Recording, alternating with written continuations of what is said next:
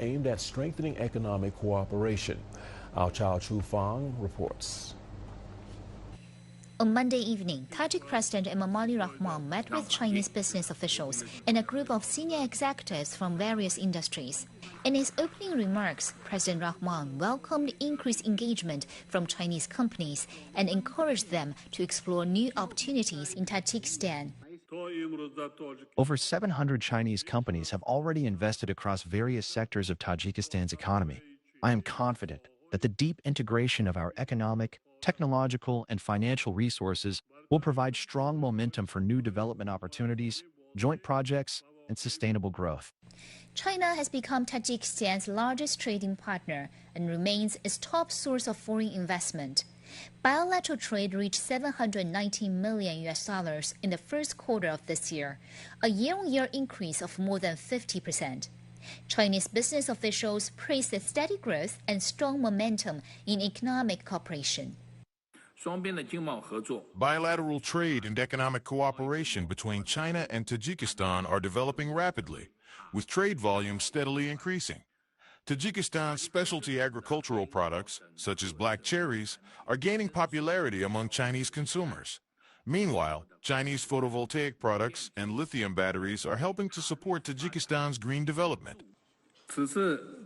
During the organization of this meeting, we have seen strong enthusiasm from Chinese companies eager to participate, reflecting the business community's keen interest and positive expectations for cooperation with Tajikistan. Executives from a wide range of industries, including robotics, artificial intelligence, new energy, education, and digital technology, attended the meeting. Many of them said that doing business with Tajikistan has already yielded fruitful results.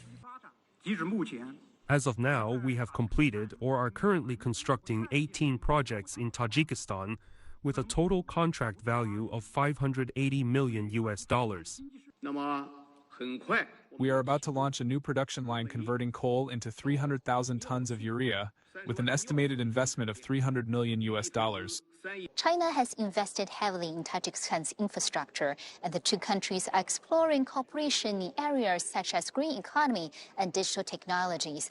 President Rahman's visit could open even more doors for further collaboration.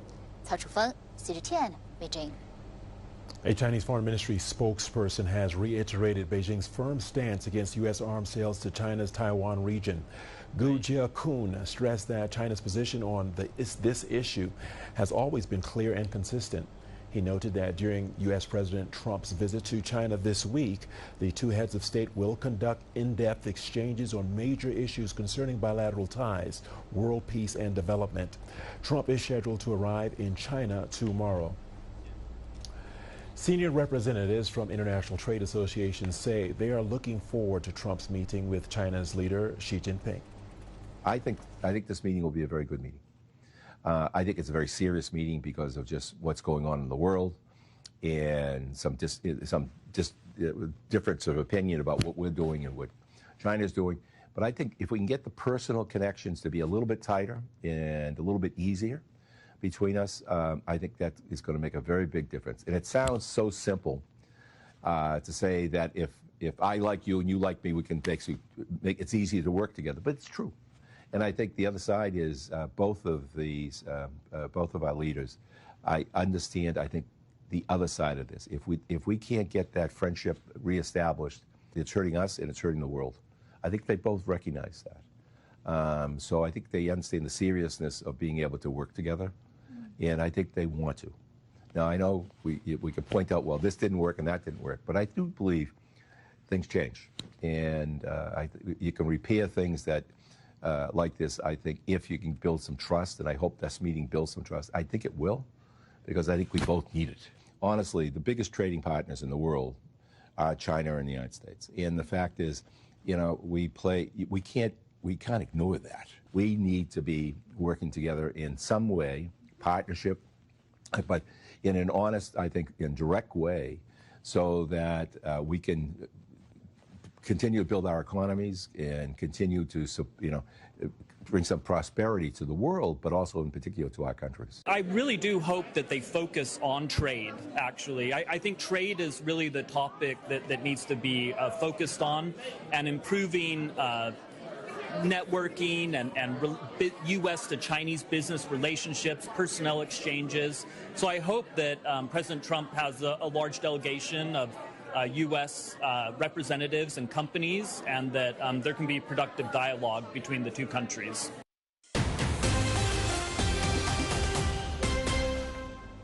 U.S. President Donald Trump says the ceasefire with Iran is on life support. Peace negotiations have remained deadlocked after Trump rejected Tehran's demands to end the war. Walter Morris reports from Washington. Donald Trump says Iran's response to the latest U.S. peace proposal is weak, and he didn't waste his time reading the whole thing. Monday, he called Tehran's demands unacceptable, while Iranian officials say their offer is generous and responsible.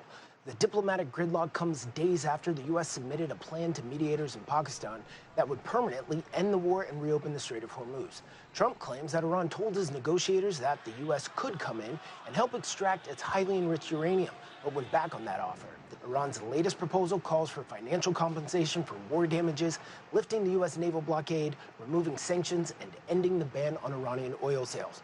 Tehran is also looking to secure complete control over the Strait of Hormuz. About 20% of the world's oil and liquefied natural gas travel through the waterway. The strait has effectively been closed since the war began in February, leading to a global energy crisis. Trump swiftly rejected Iran's new proposal in an interview that aired over the weekend. He said Iran is defeated, but that doesn't mean the U.S. military operation is done. During a ceremony in the White House Monday, Trump called Iran's latest offer garbage. He also repeated previous claims that the war is over, and he told reporters that the ceasefire between the two countries is the weakest it's been in weeks. It was just unacceptable. You know, a lot of people said, well, does he have a plan? Yeah, of course they do have the best plan ever. I mean, Iran has been defeated militarily, totally. They have a little left. They probably built up during this period of time. We'll knock that out in about a day. But I have a plan, you know, it's a very simple plan. I don't know why you don't say it like it is. Iran cannot have a nuclear weapon. And as oil and gas prices continue to climb, recent U.S. polls show the war in Iran is becoming more unpopular with American voters. Turkey's foreign minister is reportedly working with mediators in Pakistan to organize talks in Qatar this week. Walter Moore, CGTN, Washington. Tehran is demanding that Paris and London refrain from sending naval ships to the Strait of Hormuz to avoid further regional escalation. Iran's deputy foreign minister says the presence of extra regional warships will escalate tensions and militarize the vital waterway. Qasem Gharibabadi added that Iran alone safeguards the strait, warning of an immediate and decisive response to French or British naval deployments backing U.S. operations. French President Emmanuel Macron says France never planned to deploy warships to the strait, reiterating his opposition to a blockade by any side. The UK and France will host a multinational meeting of defense ministers on Tuesday to discuss military plans to restore trade flows through Hormuz. China has warned that Japan's remilitarization is a threat to the Asia-Pacific region and the post-World War II peace order. A foreign ministry spokesperson made the remarks at the regular press conference on Monday. He said the current prosperity and development of Asia-Pacific countries are built upon the foundation of peace established by the post-World War II international order. However, Japan's right-wing forces are accelerating the disruption of this order, he said, as well as the erosion of this foundation through concrete actions and policies. China called on Asia-Pacific countries to jointly resist Japan's reckless push towards a new type of militarism and work together to uphold the peaceful order on which their survival and development depend. 2 planes with 28 passengers from the MV Honduras cruise ship, which was hit by a hantavirus outbreak, have landed in the Netherlands. A Dutch hospital treating a hantavirus patient quarantined a dozen staffers in what they called a preventative measure. Meanwhile, the cruise ship has departed from Spain's Canary Islands. Passengers stuck aboard for weeks have mostly returned to their home countries. Several have tested positive for hantavirus since evacuating the ship. Health officials say the risk to the broader public continues to be low. Ken Brown reports from Tenerife. Mission accomplished. That was the final words from Monica Garcia, the Spanish health minister, after a successful operation here in Tenerife at the Granadilla de Abona port in the south of the island. 27 passengers were removed from the ship despite the weather there was some drama right at the end as the ship was forced to dock, to moor, rather than being anchored, and the passengers ferried from the ship to the dock, as happened, including 18 US citizens who are now back in the United States, flew home on an airplane in biocontainment units. The past few weeks have been extremely challenging to us all, as I'm sure you know. What touched me the most, what moved me the most, was your patience, your discipline, and also kindness that you show to each other throughout. Now, the Odyssey, 27 of the crew will continue to the Netherlands, to Rotterdam, and to the owners of the ship, Oceanwide Expeditions. The ship flies under a Dutch flag.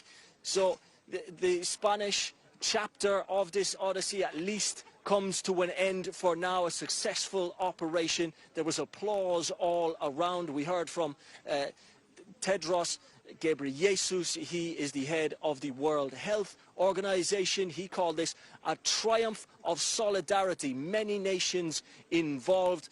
But the repeated line from the WHO is that there is no cause for panic, that this is not another COVID. Ken Brown, CGTN, Tenerife.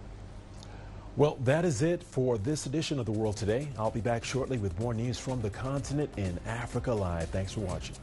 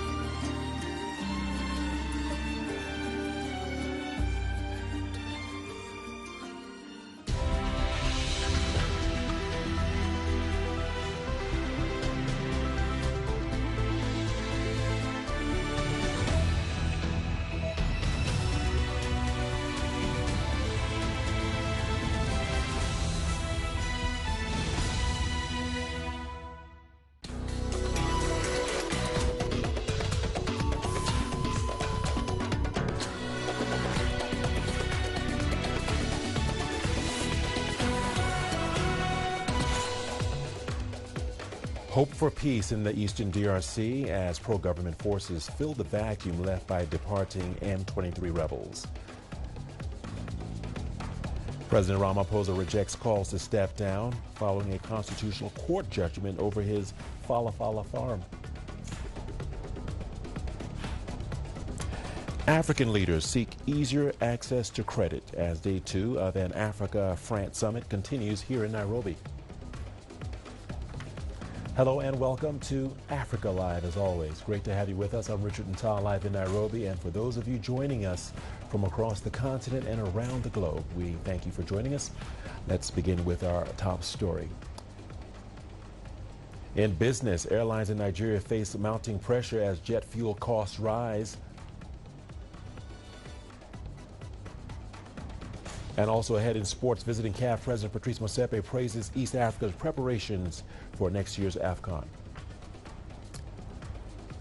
And now we begin with our top story, and we start in Nigeria, where at least 100 civilians have been killed in a military airstrike on a crowded market in Tumfa village in Zamfara state, according to a civil society group. Dozens more, many of them women and girls, were injured and are being treated in nearby hospitals. The strike hit the market on Sunday, and Nigeria's defense headquarters in a post on X said troops successfully neutralized several terrorists in Zamfara on May the 10th. It added that intelligence reports confirmed the terrorists had converged at a concealed location in Tumfa village. There has been a growing concern over civilian deaths from military strikes as Nigeria battles banditry in the northwest and a 17-year Islamist insurgency in the northeast. The Nigerian military has previously denied targeting civilians, saying airstrikes are intelligence-led and hit only militant targets. And to the Democratic Republic of the Congo now, where M23 rebels have withdrawn from key areas in Uvira of South Kivu province as pro-government forces move in. An army spokesperson says the fighters retreated from Sanga and the nearby areas in Kabunambo, Mutarula, and Bwegra in the east early on Monday. The withdrawal, which triggered celebrations among locals, comes as the U.S. enforces a fragile peace deal after the M23 launched an offensive in Uvira in December. The rebels say they were only withdrawing from the positions they held before taking Uvira, but they still hold Kamanyola, a mineral-rich area near the borders of the DRC, Rwanda, and Burundi. The M23 has also seized swaths of territory in the eastern provinces of Ituri and North Kivu. The seizure of Uvira marked a major expansion into South Kivu. The United Nations Secretary General Antonio Guterres has issued a blunt ultimatum regarding the deepening crisis in the eastern DRC. Speaking in the Kenyan capital, Nairobi, Guterres said the time for diplomatic pleasantries is over. In the Eastern Democratic Republic of the Congo, agreements reached at the negotiation table must become facts on the ground. An immediate and permanent ceasefire, respect for the territorial integrity of the DRC, and real progress through inclusive dialogue. Elsewhere in the eastern DRC, at least 15 people have been killed and several others remain missing after an attack on 2 villages in Ituri province. And that's according to local civil society groups, which attribute the attack to the ADF militia group. The attack on the villages of Mukomo and Mabuo began on Sunday evening. Witnesses say the fighters burned homes and looted property, causing residents to flee in panic. The government has yet to comment on the violence. Since the beginning of the year, the ADF has intensified attacks in parts of Ituri and North Kivu, targeting isolated villages, roads, shops, and households. The latest incident reportedly comes after several alerts on suspicious movements by the ADF. We warned yesterday that the ADF were passing through, but the military authorities turned a blind eye. They turned a deaf ear. And now, our people have just been killed by this bloodthirsty ADF. There were many of them. Some were wearing military uniforms and others white civilian clothes. There were women among them. They had machetes, firearms, and sticks. They had taken dead chickens with them when they took me. They took my motorbike. I let them have it without a word, then found an opportunity to run. They fired many bullets in my direction, but they didn't hit me. As they chased me, they took a mother and our child. They killed 2 other women I came across whilst fleeing. Well, we now speak to Jafar Al-Katanti, who is live in Goma in the DR Congo. Jafar, welcome to the program. Thank you for joining us here on Africa Live. Jafar, this is not the first time we are hearing reports that the M23 rebels are withdrawing from key areas in Uvira. How different is this latest exit? What do we know? Yeah, first of all, you must know that Uvira is not only a city. Uvira is a city and a district. So in February, the M23 forces left the city of Uvira and surrounding, but they kept some areas in the district of Uvira, such as Sange and other places. But on Sunday, they left now from the city of Sange, which is the capital city of Uvira district. That's the difference between the two Uviras people are heading since M23 is operating in that zone. And from the leadership of M23, this withdrawal is in their way to show their goodwill in the peace process in Doha and Washington. So they are leaving zones who are really close to the FRDC zone in order to respect the ceasefire. All right, with that being said, what has been the response to the announcement by the Congolese authorities and, of course, the local people in Uvira?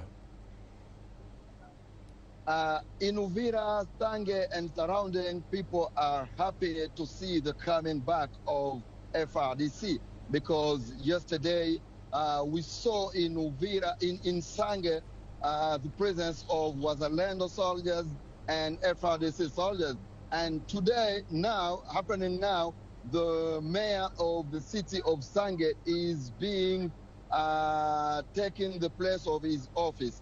And authorities in Kinshasa say that it's by the pressure that M23 accepted to leave from Sange. But M23 said it's not by pressure, but in their goodwill to respect the ceasefire and to give the place to the peace process in Doha. All right, Jafar, separately to that, what more can you tell us about Sunday's attack in the Mukumo area in Ituri province that has been blamed on the ADF rebels?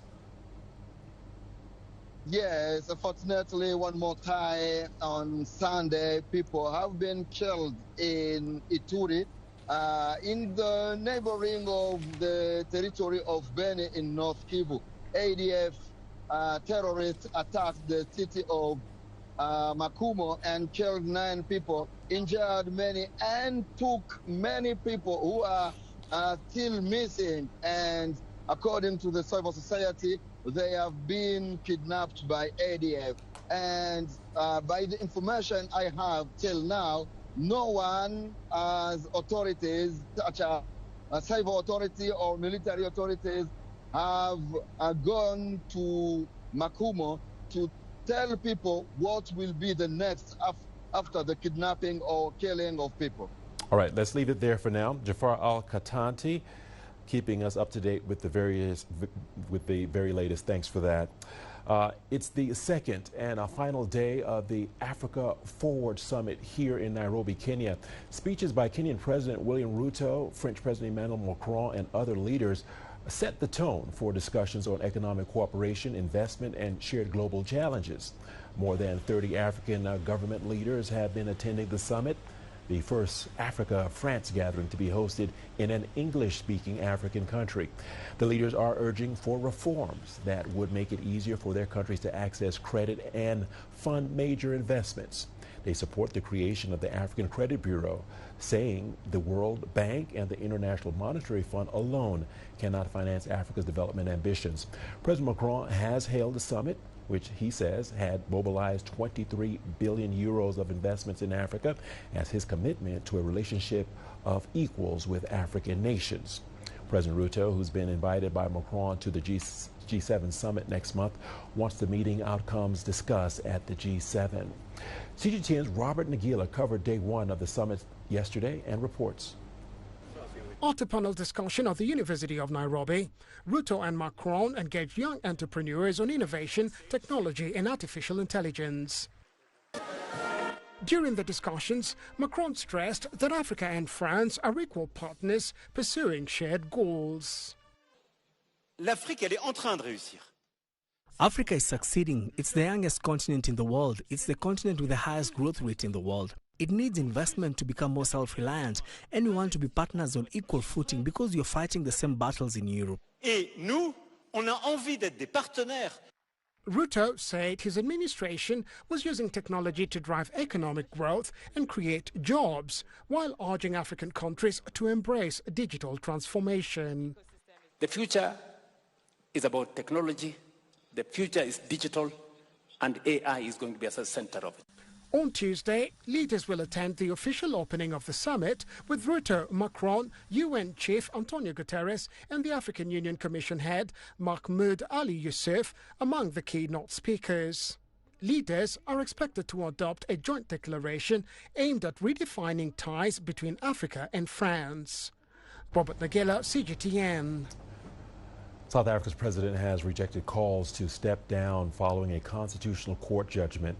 Cyril Ramaphosa is accused of stashing $4 million in furniture at his luxury Fala Fala game farm and then covering up the theft, but he denies any wrongdoing. The scandal dubbed Farmgate by local media has been a major embarrassment for Ramaphosa and the ANC since it emerged in 2022. In 2022, the ANC blocked impeachment proceedings against Ramaphosa. The decision was invalid, and that allegations linked to the theft should be further examined. The ANC has convened a special meeting of its National Executive Committee to discuss how it should respond to the court ruling. Ramaphosa, who came to power in 2018, said that only $580,000 were stolen, but a former security official alleged that at least $4 million were taken. According to the South African Constitution, an impeachment motion requires 2/3 majority. Although the ANC lost its outright majority in the 2024 election, it still holds about 40% of the seats in the National Assembly. The opposition wrote to the National Assembly Speaker over the weekend asking her to schedule a vote of no confidence in Ramaphosa. The Speaker is yet to publicly respond to the matter.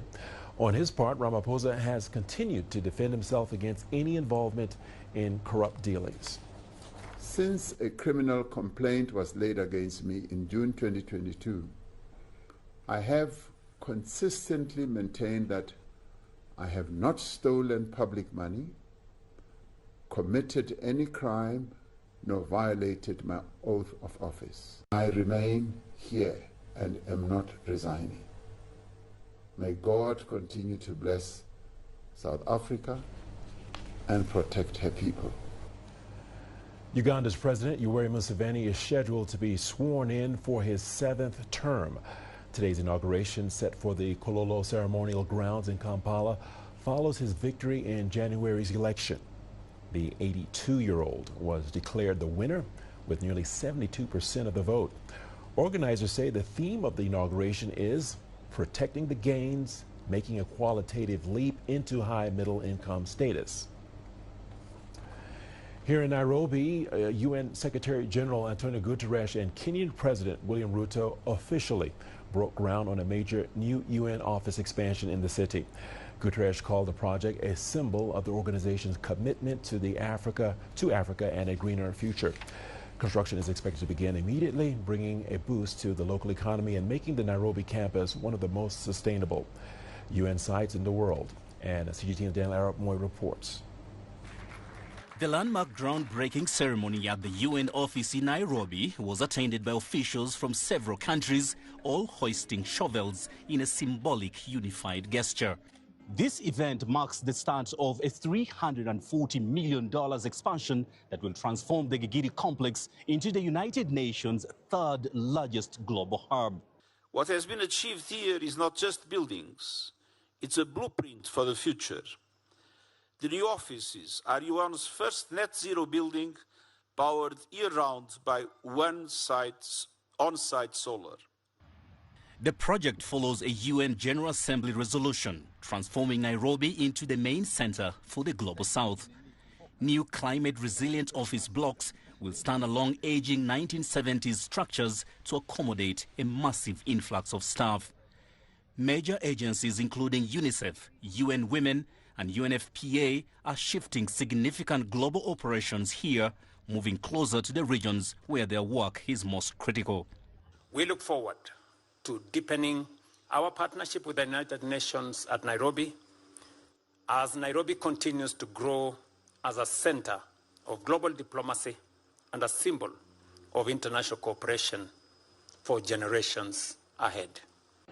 With the new assembly hall expected to be larger than this current one, Nairobi will be ready to host the world's largest summits on climate and development.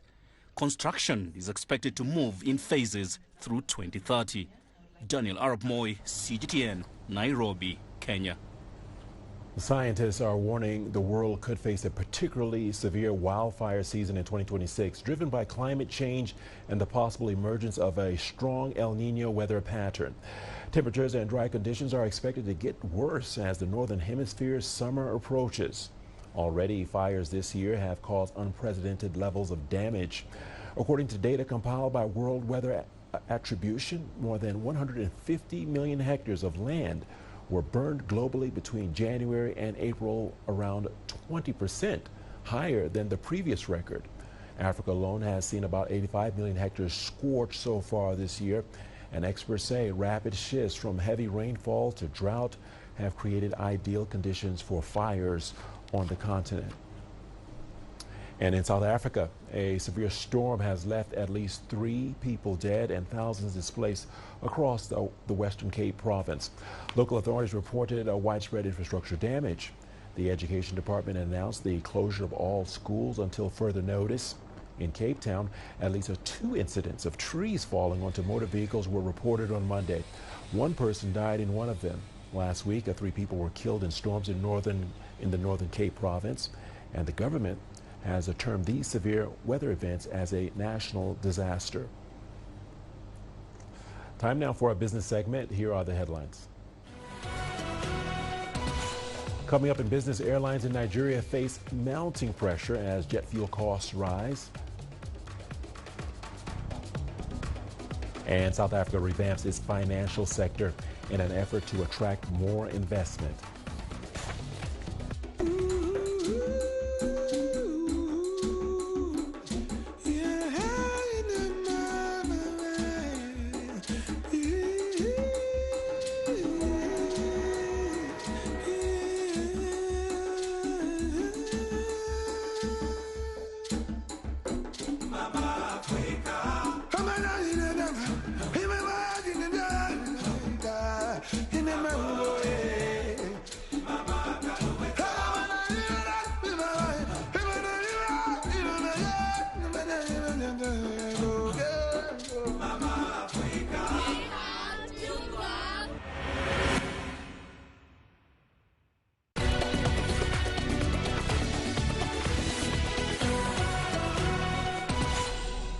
Well, welcome into our business segment. The National Association of Aircraft Pilots and Engineers is raising the alarm over mounting pressures on Nigeria's aviation industry. Officials say persistent jet fuel scarcity has triggered widespread operational challenges, including flight delays, route adjustments, and extended crew duty periods. Some local airlines have also begun rescheduling or canceling flights, as well as dropping unprofitable routes.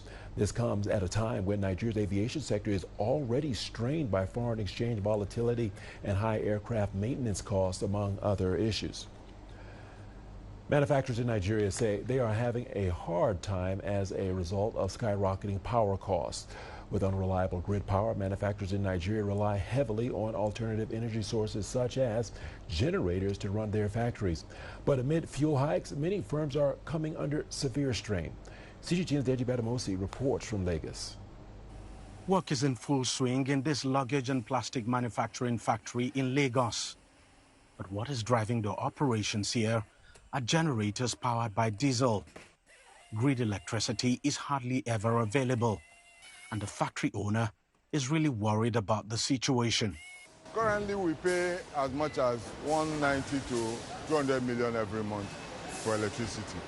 And we still don't have electricity as much as we would like to. Just today alone, we've had 2 major power outages, which is not right. Our machineries have been affected, and their cost of production have shot up to high heavens. And because of that, we are unable to sell our large stock of inventory of finished goods. Our warehouses have been filled up for the past few months. We're unable to sell. We've had to actually cut down on costs on our prices below our cost price in order to be able to sell, which is quite ridiculous. Onyebu is somehow managing to keep his factory running. even though he says he's had to cut down on operations. Most manufacturers are unable to cope. Only the big ones and even the ones that are coping, they're just there waiting and hoping against hope that things will get better. So if things continue going bad, I'm afraid a lot of more manufacturers will go under. The Manufacturers Association of Nigeria says during normal times, power alone accounts for about 40% of cost for a company.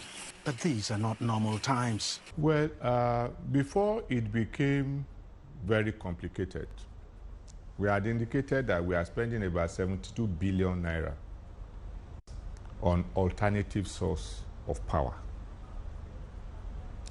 Now, that was before we had this hike.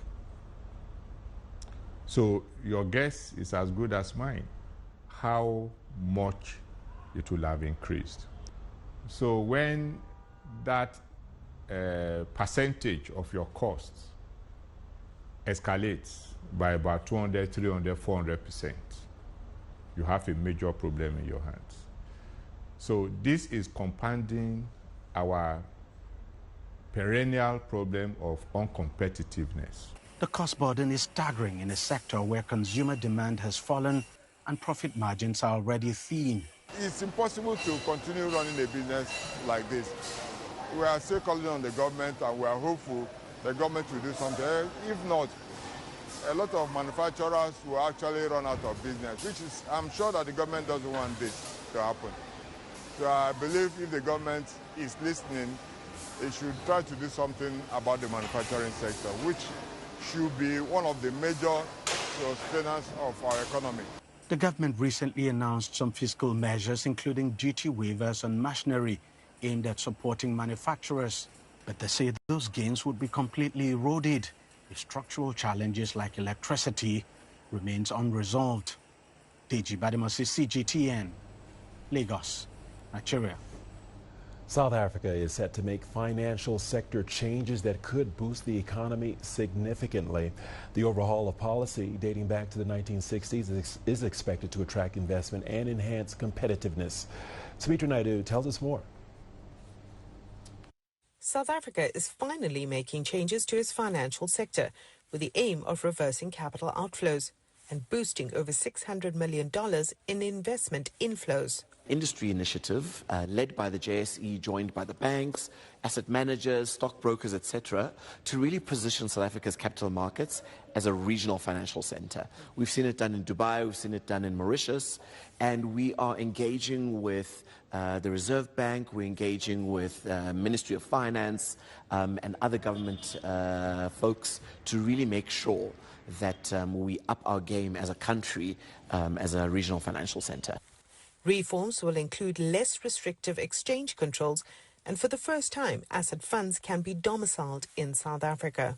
The current legislation says that because you can't be reporting in dollars, transacting in dollars, receiving funds in dollars, even though your idea was born in South Africa and is run by South Africans, that fund has to be domiciled in Mauritius so that you can then do your dollar investments all over the continent, etc. So that's the kind of work that we're trying to catch. The legislation is rather dated, having been drawn up in the 1960s, so the reforms are being widely welcomed, especially around exchange controls and asset fund management. However, there has been some criticism around crypto assets, which will now be termed capital. While some believe the reforms around crypto are rigid and may overregulate the sector, the Reserve Bank says the measures are meant to add a layer of protection and prevent illicit crime. It's just bringing certainty, formality, and structure and coherence to it. It's not going to do anything like that. Listen, nothing is restricted. Nothing is inhibited or limited. Instead, what has been done is to align it with the definitions in the exchange control regulations so that it's easy for people to move money in and out of the country. The draft regulations are now open for public comment. Richard Nta, CGTN, Johannesburg. U.S. President Donald Trump will pay a state visit to China from Wednesday to Friday. Businesses worldwide are hoping Trump's visit will bring some reprieve for industries that have borne the brunt of tariffs. Germany's auto sector is among the hardest hit, from major car brands to suppliers downstream. in the supply chain. And Natalie Carney reports from Munich. It's a very huge market, and it's... Strained relations between China and the U.S. have cost Armin Rupala's business a lot. RA Consulting develops software tools and electronic systems for vehicles. The German company also has offices in the U.S. and China, and that's where the tariffs have hit the company hardest. In software business, we have a stable business over in China over the last years, no problem. It's only because we import some technical device hardware from USA, which we need that our software is running. So that's a problem. The tariffs have only added to the problems facing an already struggling auto industry. For Germany's crucial auto sector, it's been devastating. Companies like BMW, Audi, Volkswagen, they had a decrease in sales all over the world. We have too much capacities worldwide, and this effect runs to everybody. I'm already 40 years in business. I would say it's the biggest massacre I ever seen in our automotive industry. Germany's broader manufacturing base has also been affected. The trade conflict with the U.S. directly impacts us, particularly the punitive tariffs imposed last year on steel, aluminium, and machinery. These tariffs have negatively impacted exports, which is always bad for an export-oriented industry like ours. The U.S. is actually our largest single sales market.